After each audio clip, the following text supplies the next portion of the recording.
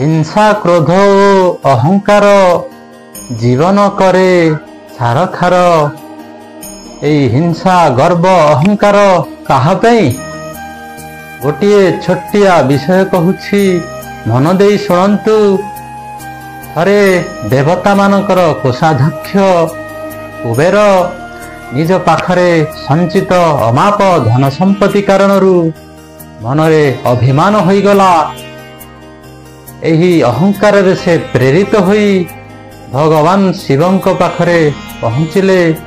आउ शिवंकु निवेदन करी कहिले, महादेव मु एक दिव्य भोजीर आयोजन करुछि। एथिरे देव यक्ष गंधर्व किन्नर आउ समस्तंकु मु आमंत्रण करिछि। जदि आपण आउ माँ पार्वती जदि भोजीरे जोग दियंती ताहाले अति उत्तम हब।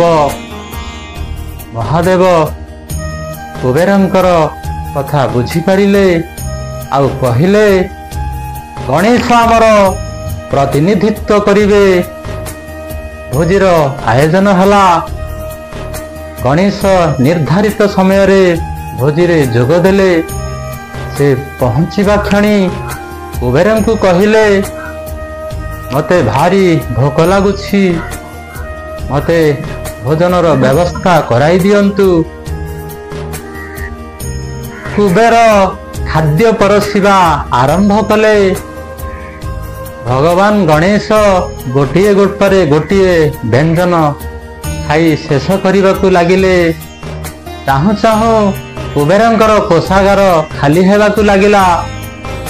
शेषरे कुबेर घाबरा होई खाद्य परसिबा बंद करदेले। एही समय रे गणेश क्रोधान्वित होई कहिले, ये की प्रकार दरिद्र भोजी, एठारे तो जनकर पेट भरी होई पारु नाही। एते लोककु काहींकी आमंत्रण करिसंती। कुबेर निजर गर्व अहंकार चुरमार होइथिला। आ निजर पूर्व व्यवहार जोगु से गणेशंकु क्षमा प्रार्थना करिथिला। एई छोट विषयरु आमे शिखिले जे मनरे केबे गर्व अहंकार करिबा उचित नुह। से धन संपत्ति हो, निजर रूप यौवन हो, किंबा मान सम्मान हो, किंबा उच्च शिक्षा रे हो, कौनसी क्षेत्र रे आमे गर्व करिबा उचित नुह।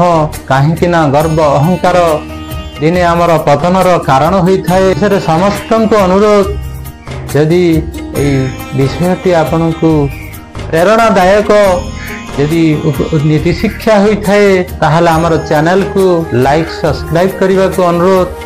आउ बहुमात्रा रे शेयर करने को क्षमा प्रार्थना। आउ समस्ते सुखरे रुहंतु। गर्व अहंकार को मनरु केबे रखंतु नाही। जय जगन्नाथ।